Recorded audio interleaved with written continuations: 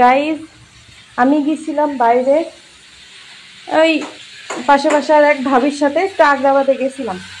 এসে দেখছি তার অবস্থা দেখেন, ছোট মাছ নিয়ে আসতে নিজেই সব বেছে কুটে ধুয়ে সুন্দর করে রেখে দিয়েছে। এখানে হচ্ছে এই যে মশলা বাটছে, আলু টমেটো দিয়ে হাত ঘষা করে বললো চচ্চড়ি করবে, কিন্তু আগে থেকে সব মশলা দিয়ে তারপরে হাত দিয়ে মাখায়নি। এই হচ্ছে ব্যাপার। আর এই দেখেন পেঁয়াজ, সামনে কুরবানি, তার কয়েকদিন পরে দেখেন পেঁয়াজের 12টা বাজাচ্ছে, জিরে দিয়েছে গাদা খানিক, সোয়াবিন তেল দিয়েছে গাদা খানিক, আমার পুরো তছনছ করে দিল গাইস। আবার মাসের পর শেষ হয়ে গেলি তখন বলবে এত বেশি খেয়েছো কেন। দেখেন কি এক অবস্থা, চুপ করো, কিছু বলার নেই গাইস।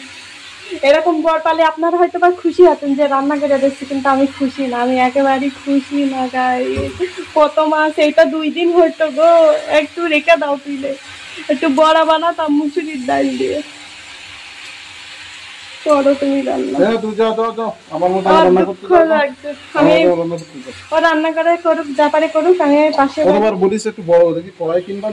বড় দিকে একদম তোমার কান টেনে লম্বা করে দেবো। এই নাও মাইর খাও। কড়াই আমি কিনবো, কড়াই নিজে কেন না, ছোট্ট একটা একটুখানি মনে হচ্ছে থালা বাটি খেলার করার মতন হচ্ছে একটা কড়াই নিয়ে এসেছে। এখন নিজে রান্না করতে এসে এখন বলছে যে রান্না কিনে, এই কড়াই কিনে দিল না। চিন্তা করতে পারছেন, যখন আমি রান্না করি তখন বলে যে এবারটা ম্যানেজ করে নাও, সামনের মাসে নিয়ে যাবো, বেশি করে এইজন্য একটু বেশি করে রান্না করছি। অফিসের মানুষই খাওয়াবে, তাহলে আসল কথা প্রমাণ হয়ে গেল, বোর খাওয়ানোর জন্য না, তাই তো? তুমি এটা খাও না কেন? খাও। তা আমি খাই নাই, আমি যাতে না খাই এই জন্যই তো তুমি পুরো মাছ মানে কাঁচা দিয়েছো। হ্যাঁ, আমার জন্য অল্প একটু রাখতে, একটু ভেজে দিতে, এইটুকু মাথায় বুদ্ধি আসে না। বোর এই ভালোবাসো, থাকো তুমি রান্না বান্না করো, আমি পাশের বাড়ি গেলাম। রান্নায় এগুলি গোসল টোসল করে আমার ডেকে নে, লবণ হলুদ দাও। আমার বরের চুনো মাছ চচ্চড়ি রান্না কমপ্লিট। টেস্ট করে খাচ্ছে গাইস, পুরো টেস্ট করে রাখতে দেখায়। টেস্ট করে খাচ্ছ না তা কি করে খাচ্ছ?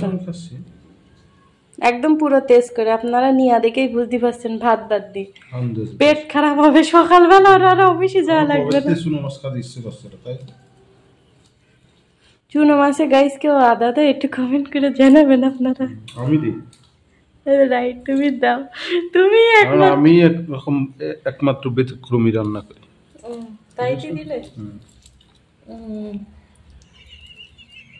ওকে আদা দে।